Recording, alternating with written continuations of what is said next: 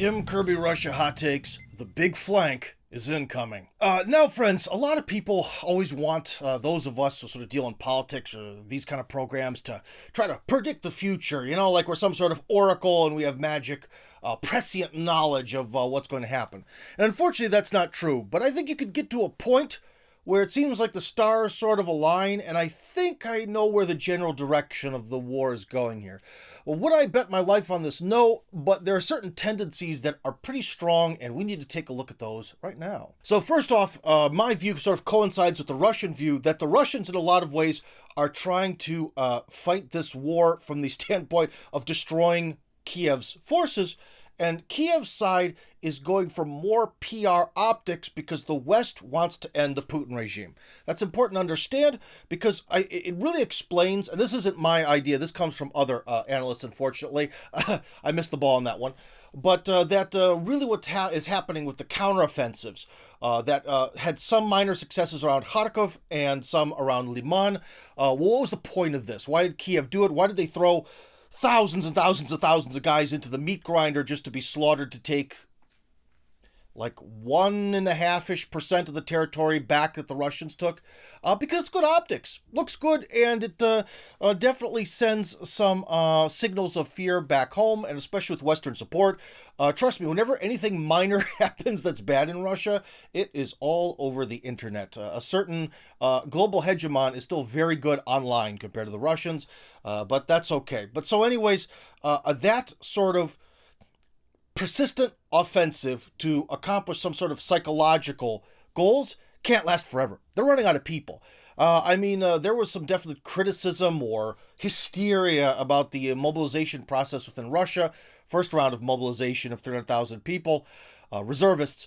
But we have to remember that what's Kiev on? 7, 8 rounds? And I think from the beginning of October, they at least maybe in a legal sense, maybe officially, but not practically, they've actually included women and the elderly in the draft. So they're really running out of manpower. And when we look at a lot of videos, we see a lot less Soviet-era junkers than we do NATO tanks, so on and so forth. So essentially, Kiev is running out of manpower quickly. And especially as winter sets in, their supply chain issues are just going to get worse and worse and worse. But again, what does this mean for the future of the war?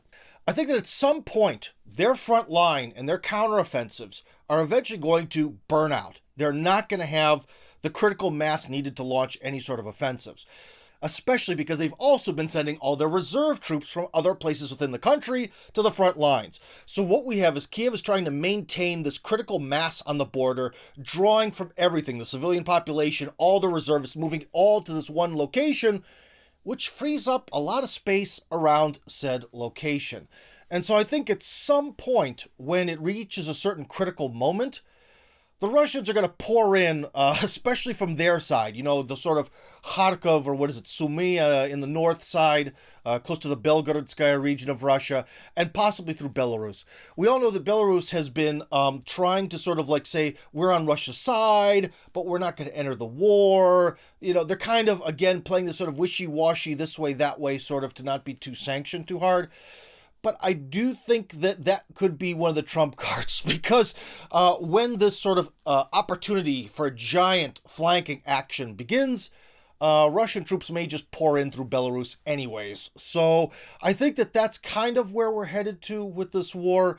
And I think this big flank is going to come because Kiev is running out of men and machines, and they're concentrating everything that they have remaining in one particular location, freeing up the rest of the country for movement, we'll call it. So anyways, guys, if you enjoyed this video and you like the opinions coming out of my big fat mouth, then join up on my Telegram channel. That's Tim Kirby Hardcore on Telegram. Link, of course, in the description.